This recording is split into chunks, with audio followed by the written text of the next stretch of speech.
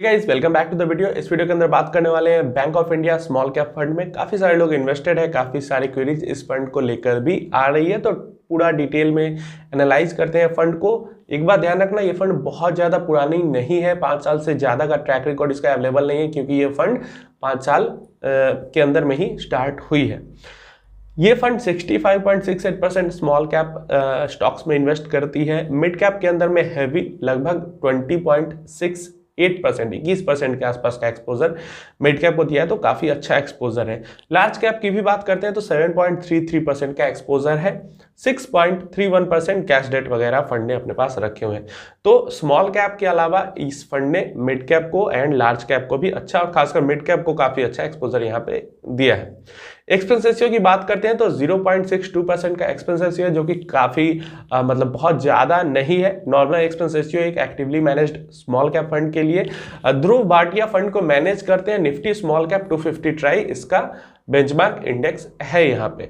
अगर फंड के लास्ट कुछ टाइम के परफॉर्मेंस हम देखते हैं तो लास्ट 6 मंथ में इस फंड ने 5.25% का रिटर्न दिया था, जो कि स्मॉल कैप की कैटेगरी में एवरेज रिटर्न माना जाए, क्योंकि लगभग फ्लैट से लेकर कई सारे फंड्स थे जिसने फ्लैट था एकदम रिटर्न दिया था, और कई सारे फंड्स ने लगभग 15% के आसपास तक रिटर्न दिया है। तो ये बीच का एवरेज रिटर्न इसने दिया है। लास्ट 1 ईयर की बात करते हैं तो निगेटिव में 5% से लेकर पॉजिटिव में 11% तक स्मॉल कैप फंड्स ने रिटर्न दिया है, जहां पे इस फंड ने लगभग फ्लैट परफॉर्मेंस यहां पे दिखाई है, तो थोड़ा सा बिलो एवरेज परफॉर्मेंस पिछले 1 साल में इस फंड की रही है।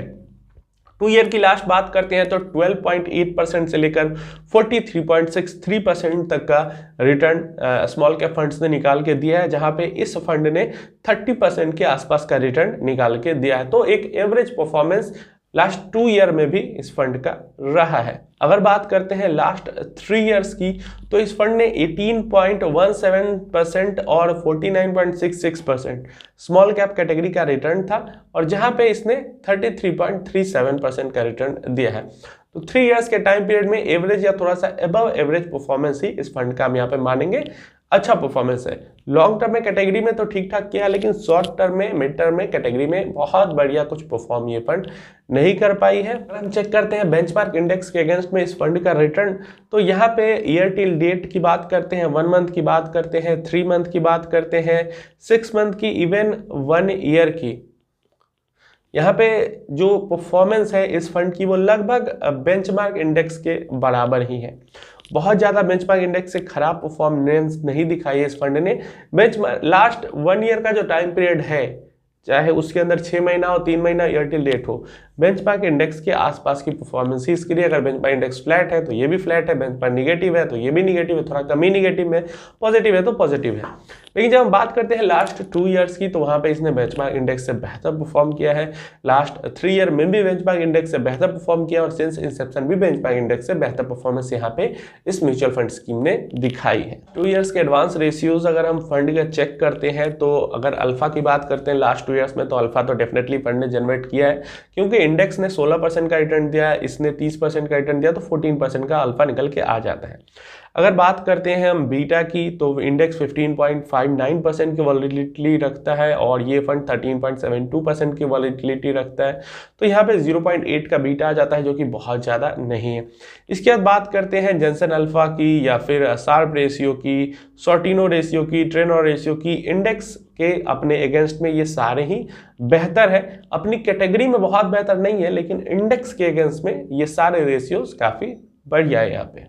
अगर हम NAV मूवमेंट देखते हैं ऑल टाइम का, जब से फंड बनी है इस फंड का, और स्मॉल कैप 250 जो कि इसका बेंचमार्क इंडेक्स है, तो हमें क्लियरली दिखता है कि चाहे गिरावट का टाइम हो या फिर रैली का टाइम हो, दोनों ही टाइम पीरियड में अपने बेंचमार्क इंडेक्स से ये म्यूचुअल फंड स्कीम अच्छा परफॉर्म कर रही है। बहुत ज़्यादा गैप देखने को नहीं मिल रहा है, लेकिन अपने इंडेक्स से बेहतर परफॉर्मेंस इसने यहाँ पे दिखाया है। अगर हम देखते हैं यहाँ पे सेक्टर एलोकेशन, तो काफ़ी बढ़िया डाइवर्सिफिकेशन एलोकेशन हमें सेक्टर्स के बीच में देखने को यहाँ पे मिल जाता है।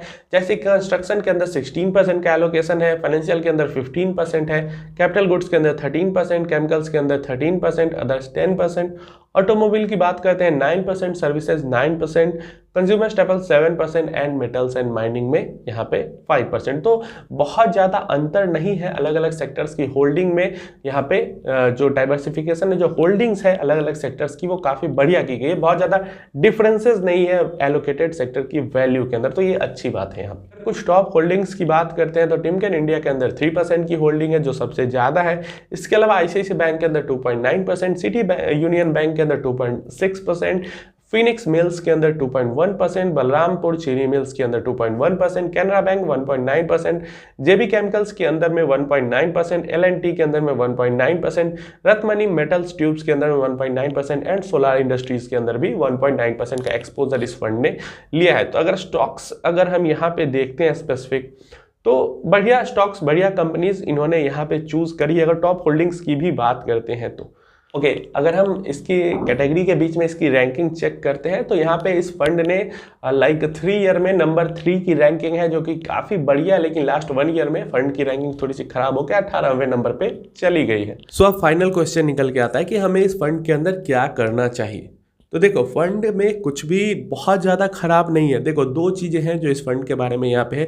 एक तो फंड की जो टाइमिंग है, जो डेटा है, वो बहुत पुराना नहीं है, लगभग 4 साल के आसपास पहले ही फंड स्टार्ट हुई है, ये चीज़ एक पॉइंट है। दूसरा, लास्ट 1 ईयर से इस फंड की परफॉर्मेंस खराब है। मतलब जो ये 2020 का टाइम पीरियड है, कई सारे फंड्स इस टाइम पीरियड में अच्छा परफॉर्म किए हैं, कई सारे फंड्स अच्छा परफॉर्म नहीं किए हैं। ओवरऑल मार्केट भी 2022 के दौरान में अच्छा परफॉर्म नहीं किया है। तो ये हम नहीं कह सकते कि मार्केट अच्छा था लेकिन ये फंड अच्छा नहीं कर पाया। मार्केट, ओवरऑल मार्केट ने खराब परफॉर्मेंस दिखाई है और वैसे टाइम पीरियड में इस फंड ने भी खराब परफॉर्मेंस दिखाई है। अगर इस टाइम के अलावा इसके पीछे का टाइम पीरियड देखते हैं तो कहीं भी फंड के अंदर कोई भी प्रॉब्लम नहीं आ रही है, ना इसके होल्डिंग्स के अंदर, ना इसके सेक्टर एलोकेशन के अंदर, ना मार्केट कैप वाइज एलोकेशन के अंदर। कोई एक्सपेंस रेशियो भी ज़्यादा चार्ज नहीं कर रही है। बस जो 2022 का टाइम पीरियड था, उस टाइम पीरियड में इस फंड ने अच्छा परफॉर्मेंस नहीं दिखाया है। तो इन माय ओपिनियन हमें डेफिनेटली इस फंड के अंदर वेट करना चाहिए, क्योंकि फंड में वैसी कुछ खराबी नहीं आई है। ओवरऑल मार्केट कंडीशन खराब होने के कारण फंड के अंदर जो परफॉर्मेंस है लास्ट 1 ईयर में खराब हुई है। तो डेफिनेटली वेट करना चाहिए, होल्ड करना चाहिए पेशेंस के साथ, और जो एसआईपी चल रही है उसको कंटिन्यू रखना चाहिए, ताकि अभी जब नीचे के लेवल पे यहाँ पे एनएवी मिल रही तो वो एलोकेशन वहाँ पे एक्यूमुलेशन हो सके। तो माय ओपिनियन तो यही है कि यहाँ पे होल्ड करना चाहिए, एग्जिट नहीं करना चाहिए।